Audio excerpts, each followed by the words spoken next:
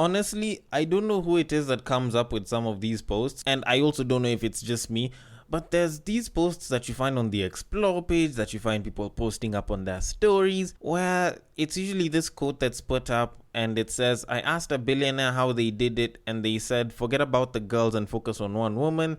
She'll help you achieve everything. And usually whenever I see that quote, I don't even use it as like a reference point because I think it sounds a bit weird. And anytime I usually see it, I have a couple of questions. Like one, what's the gender of the billionaire? Is he male? Is he female? Transgender, intersex, or other? Whatever the hell other can mean besides any of those four. Second question, are they straight or a part of the LGBTQ plus community? Third, is the woman that they're referring to a girlfriend, a wife, or their mother, or a friends with benefits? And lastly, which billionaire is this that gives relationship advice? Because I've never heard of them.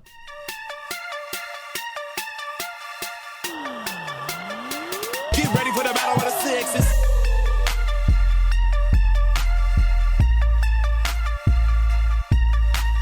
Honestly, I find this quite intriguing that some billionaire would come up and be like, you know what, let me give you a bit of relationship advice and then not have it publicly put out there with their name on it. Because billionaires, whenever they get to a point where they're giving advice publicly, they usually don't mind it when someone else is like, taking pictures of them or, putting it out there for the entirety of media to kind of take it up. Because they're at that point of self-actualization and shit. And the funniest part about it is, usually billionaires don't give such advice, mostly because I think even they know that they aren't the type to give advice on things they're not well versed in. Because if you actually look at the track record, billionaires aren't exactly the type to chill with only one woman. You can bring up Bill Gates' name in this, but this guy recently got divorced from his wife, money situation aside. Like, even he proved that he wasn't one person to stick with one woman. And I usually find that to be actually quite bullshit. And the worst part about it is, you find that on such IG posts, they go and they have a picture of Elon Musk there. As if Elon Musk has ever even chilled with one woman for an extended period of time. And I'm not saying that, if the marriages fail, they're not good at giving relationship advice. It's just that Elon Musk is on his fifth wife or some shit right now. So you can't exactly use him as a point of reference. Plus, he's had multiple girlfriends in between. Jeff Bezos has been dating here and there ever since he got divorced. Bill Gates apparently has had a thing with one of his exes. You look at Warren Buffett. Warren Buffett's been married twice. Yes, the wife died, but still, this kind of contributes to the narrative. So it is quite bullshit to actually expect this. And anyways, if you want to get good relationship advice, go to a relationship expert. Like hell, even I give good relationship advice, and even though I'm not a billionaire, I can still come out to call this as absolute bullshit. And even as I say this, it's not because I'm saying it as a relationship expert. I'm just saying this as the podcaster that likes to call out the bullshit in relationships. So either way, I think this is absolute bullshit. But anyways, now that I've mentioned podcasts, we actually do have a podcast to begin, so we should probably get with the program. So, in typical fashion, welcome to Breaktime on Westside, your number one breaktime podcast, coming to you from Nairobi, Kenya. The man on the mic is a man who once thought that MILF was a combination of beef and milk. He is a man whose sickness for the thickness prevents him from skinny dipping. It is none other than your tall, dark, and mildly handsome man, Sir Denver B. The show is Battle of the Sexes, our weekly love, sex, and relationships show, where I just took some of this so-called billionaire dating advice and turned it to absolute garbage. And it's mostly just for an intro, so you better be prepared for whatever's coming next. Because honestly, I find that this is probably one of the dumbest things that people usually say. And this is why I say, stop getting relationship advice from the wrong places. Like, try and, even though you pick it up from there, like just try and use some point of reference or, talk to somebody that has a little bit of experience so that they can help you out. And then you can probably avoid some of this shit. Because if you actually pay attention to the so-called dating advice that you get, especially on social media, it's either meant to sound good to people who want to get into relationships, people who are in relationships, and ideally it's mostly pointed towards women, because for some reason it's like, you can give them a much better emotional reaction with some of this shit, because they'll always be on that whole, and that's on period, word, I can't even turn back seeing some of this information, blah blah blah. Okay, probably I kind of extended things a little bit over there, but you get the point. Like, this is part of the reason why I do not like the so-called dating advice that comes there. But that aside, we do have a podcast to do, and before I get into the main topic of today, I do need to look into something a little bit. If I may ask, just, because I don't entirely understand it, why do people want haters? Like, why is it that people like it when, they can say that, they've got haters, blah, blah, blah. People talk crap about them. Why do people like that? Because personally, I just hear people talking about, these people speaking ill of me and shit. And sometimes I even look at the person and I'm like, who? Who the hell is hating on you right now? So like, take for example, former governor of Nairobi County, Mike Sonko's daughter, known as Sandra Mbuvi, comes out and talks about how apparently, if I can get this correctly, she is tired of the judgments and is tired of being body shamed. Like, I kind of decided to go and look into it, and I'm looking at this babe. Yes, she is a bit of a thick babe, and not everyone is into thick, and it's understandable, but she is also a pretty cute babe. Yes, she does put on makeup from time to time, and that can, always make it look like there's a Snapchat filter, but I do genuinely think she's a cute babe. So my question is, who the fuck is body shaming you? Like, I tried to go through some of the comments on some of her posts, just, typical research, no stalkering or anything, but I didn't see any body shaming that was asking her to be thinner or, to go and lose weight. So who the fuck is body shaming her? Like, this is one of those times when, you're the type of person that is like Rick Ross back in the day, and he's like, these niggas can't hold me back. But then you're like, nigga, who can? Like, at times I feel as though some people want haters for no apparent reason. And I think to some degree, people like having haters because it gives them some level of clout. Because how else will you have haters, not unless if you're like a certain, influential or, public figure of sorts that, is at celebrity level. And honestly, I look at some of this shit and, besides the fact that, I wouldn't mind hitting it, I find all of this to be utter BS. Like, honestly, who's ready to come out and start actually attacking the governor of Nairobi's daughter? Like, yes, there's, government support and everything, and, he could do all sorts of things, but it even goes beyond that. This guy has been a known drug and money laundering kingpin. So, in all honesty, who the fuck is gonna start picking beef with somebody whose daughter just happens to be that? Like, not only was he a government official earlier on, this guy has goons on standby. Like, in a sense, I find this to be utter bullshit. Like, I feel like this is a cry for attention. Like, she wants to be hated on. To some degree, I feel like that's what she wants. Because at what point am I going to decide, what? I feel like I should be picking beef with the daughter of a known drug kingpin who can probably end my life and who probably has way more money in her account than I do. Like, yes, I know the whole money in your account thing doesn't mean shit to most people, but still, I like to pick my beefs, and I think most people like to think through their beefs. They don't just come out and insult you just like that. Like, this person can pretty much have your life ended just by going and crying to her father. So, I don't know. Like, honestly, I feel as though this is absolute BS and this is just a clout chasing technique, and she genuinely wants haters. And while I get the benefits of talking about how you had haters back in the day and how it sounds good and shit, I don't think anyone should really be looking forward to having haters. Like, being prepared for them is one thing, but looking forward to them? That's just wrong. But anyways, that being said, I think we should probably move on to our topic of today. So, moving it on. Now, I was on some WhatsApp group with a bunch of people, and some guy posted up some link talking about how he was gonna help people with being an alpha male. And he wanted to teach people what being a true alpha male is like, and he even had a book that he was working on and shit.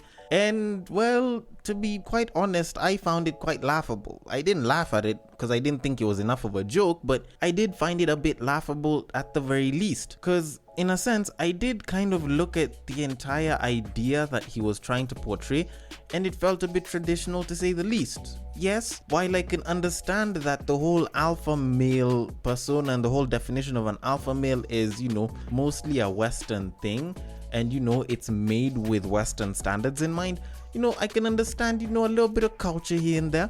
But at the end of the day, I still look at the whole idea of the alpha male and I find it a bit laughable. Because if you look at the idea of what the alpha male is by so many different guys' standards, it all just sounds like the blending together of what the high value man, the high net worth individual is, and a pickup artist. Like, if the both of those different kinds of people came together and decided to shag and make a baby, much as that would seem a little bit gay here and there and slightly impossible, the baby would probably be an alpha male. Now, obviously, that would only have to be one baby, because if you ended up getting two babies, then that's gonna be two alpha males. That whole thing about you can't have two tigers in one mountain, then they'll fight and one person might end up winning, meaning that one will be more alpha male than the other, which means that the other kid doesn't exactly exist.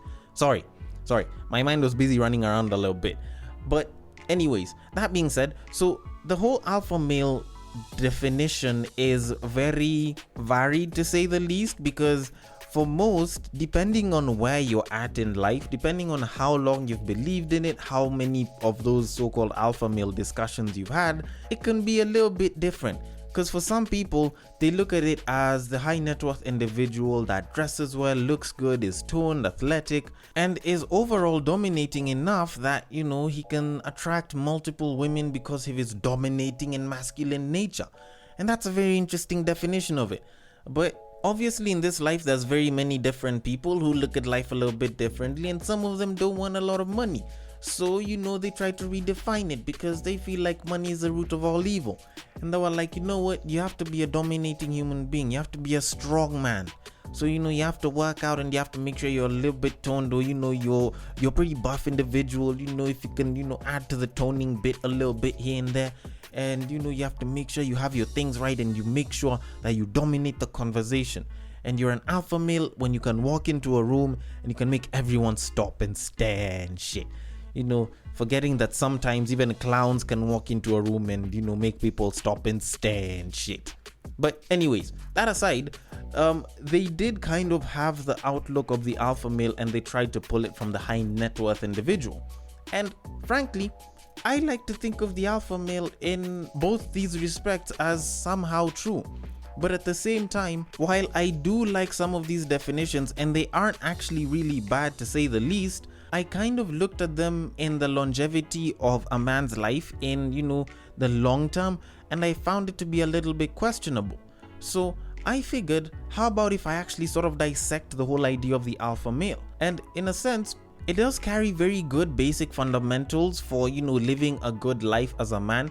And, in terms of improving your lifestyle, I think, the way of the alpha male actually isn't that bad at all. But back when we were on break and you guys were busy getting fan of a fan, I happened to stumble upon a very interesting study on athletic people and how masculinity actually affects women's desirability of you as a short-term or a long-term partner.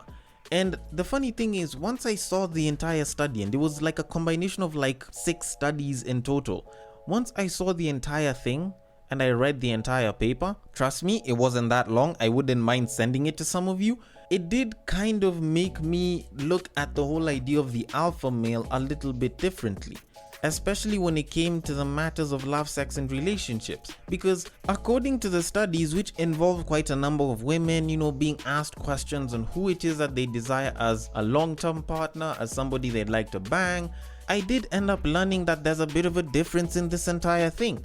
So from the study, the test subjects that were used were a slender man, a chubby man, a toned man, and what they defined as a brawny man, aka someone who's quite muscular. And when they looked at the desirability of each and every one of those individuals, obviously the muscular and the toned man came out the highest, and the muscular one was a little bit further ahead. And if that was where it all ended, then I probably would have sat down and said, what, the whole alpha male strategy and lifestyle is actually something that you should live by. But it goes a little bit further into that. Now, they looked at desirability on a sexual level as well as a long-term level. And on a sexual level, the muscular and the toned guys always came out first. Like, they always outranked the others, and sometimes even did it with like a massive margin. But when it came down to long-term desirability, for some reason, the muscular and the toned guys didn't come out so far ahead. Like, the toned guy, luckily for some reason on all the studies, was actually coming out fairly on top. But when you look at the muscular guy, he would come out dead last in terms of long-term desirability. And then taking the muscular guy's number one spot is actually the chubby guy. So in a sense, it did seem a little bit odd. But when you kind of dive deep into the reasoning why a lot of these babes chose the chubbier guy, it kind of started to make sense, because they claimed that the muscular man, who by his muscularity seemed to be a little bit more dominant than the rest, was actually seen by most of these women to be emotionally lacking. And by that reason, they seemed a lot less likely to be considered as a long-term mate. Now, considering that this study is about 14 years old because it was done in the 07, it obviously classifies as outdated information and shouldn't necessarily be used in, current day standards and shit, but it does speak to a certain truth, because it's not like you see the buffest looking guys in the longest lasting relationships. Like, funny enough, that's something that you end up seeing. Am I saying that buff people don't get married? No, definitely. Like, there's some of them who are. It's just that the numbers aren't that big, and the chubbier guy has actually ended up with more long-lasting relationships than the buffer dude. So in a sense, that kind of tears down one side of the whole alpha male lifestyle. Then you look at the whole idea of being the dominant person, and you have to make sure that she realizes that you're a king, and that you're the man of the house, and you're the man in her life, and she needs to treat you like a real man, whatever the fuck that is. Like, I sit down and I think about it. If you were to take that to a relationship, there's a 90% chance that it'll fail in a very, very short period of time. As in, it'll fail in under 3 months period of time. Because in my very minimal experience with relationships and my slightly considerable knowledge on them, I can probably say that relationships aren't about who dominates who, but it's more of a give and take. In a relationship, what usually works is the art of compromise and negotiation. So sometimes you'll take a W here, sometimes you have to take an L somewhere else. And it's not just for the guys, even with the babes as well. The only difference with the babes is that for them, they know about it and they're ready for it. Like, most babes are kind of ready for the whole submissive side of it. But for the guys, it's like they're not ready to be submissive every once in a while. It's not like your opinion or your thoughts or your directives will always be followed. By all means, putting your foot down is a good thing as a guy. Trust me, there's too many babes that have told me that it's actually hot. But it doesn't necessarily mean that you will have to put your foot down every single time. Sometimes you're gonna have to discuss it, and sometimes you're gonna have to take an L, just for the sake of the relationship. So, in a sense, the whole dominant side of it, yes, is true, but it's not the entirety of it. And to be completely honest, that's two main bits of the alpha male persona down. And to be quite honest, the only one that I can say is the most lasting and timeless side of the whole alpha male persona is being high net worth. Like, I'm not glorifying money over here, but I'm just saying, being a high value man is actually something that will continue to be in fashion. And for those of y'all that want context into what a high value man is, I'll use Kevin Samuel's definition. He is a high net worth individual, or somebody that makes a good amount of money. He is somebody that is recognized by high net worth individuals as somebody of their caliber and class. He is somebody that is respectable and carries a good reputation with them, and fundamentally is of use to people, in that he is a resourceful human being. That is something that is a very fundamental basic to being a good catch for a lot of babes, and being a long-term partner or a short-term partner, whichever one that's there, either one still works with the whole high value individual. So at the end of it, you are kind of left to wonder if the whole alpha male perspective, if the whole alpha male lifestyle is actually useful. And to that, I will still say that yes, it is. Because while some people will say that the alpha male lifestyle and the whole talk of the alpha male doesn't talk beyond getting the girl, I will refute and say that there are topics on having a girlfriend and keeping her. The only problem is it's very, very minute. It's very, very shallow. Ideally, the main fundamentals after you've gotten the girl are, don't cheat on her and treat her with respect. Beyond that, there isn't really much else to the whole alpha male lifestyle that I can really say goes into the relationship. So, in a sense, I would say that the alpha male lifestyle, the whole being an alpha male kind of thought, is good as a single person and is good when it comes to you trying to get the babe. But in terms of getting a long-lasting relationship, that kind of goes beyond the whole alpha male mandate and what a lot of the so-called alpha males usually preach. So maybe you'll need to look elsewhere if you are looking to actually maintain the relationship and grow it beyond just a small period of time. Probably whether it's towards marriage or towards whatever happily ever after you're looking towards. So in conclusion, let me just say this. Back in the day, I actually used to look into being an alpha male. Like, I really tried, and I tried doing as much as I could, and I listened to YouTubers like Alpha M and teaching men's fashion, and I looked at pickup artists, and to be honest, they actually did offer very good advice. But the problem is, a lot of that was advice that was very short-term based. And when you look at it, that's kind of where most of the whole alpha male talk kind of gets to. Because it's good for getting you a babe, and it's good for, making you a much better, more independent man, but it doesn't give you much more beyond that. Because even when you look at it, when you look at the idea of what being an alpha male is, as explained by, the style YouTubers such as Alpha M, which I believe most of the people in our generation kind of, picked up from and listened to, it's very good advice, but it was born from very short-term reasoning. Because when you look at Alpha M and you even track back, he was a style consultant, and I think he still kind of is. But ideally, he started his style consulting when he was trying to help his friend secure a date and actually, manage to get past stage 1 with a date. So in retrospect, this guy actually has been doing all of this to help guys secure girls. And I honestly feel as though that's what alpha male is. And if it's something that you want to continue pursuing for the rest of your life, by all means, you can take that up and you can follow it to the letter. But if you want something a little bit more long-term that goes beyond just picking up the babe, then probably you should look at something else, but still pick some of the fundamentals from the alpha male lifestyle. But anyways, that being said, I want to know your thoughts on this. To the men, what do you think of the whole alpha male lifestyle? To the ladies, do you think that this is a good lifestyle to live? Does it appeal to some of the things that you want from a guy, or do you think it's a little bit different? The DMs are open. On IG, it is at Breaktime on Westside. On Facebook, it is also at Breaktime on Westside. And on Twitter, you can slide into my personal DMs at Bagaka. The D is the handle. Thank you so much for listening all the way till the end. And if you are listening on Castbox, feel free to drop your thoughts and comments below, and I will attend to them accordingly. And I will catch you guys on the next break. Take care.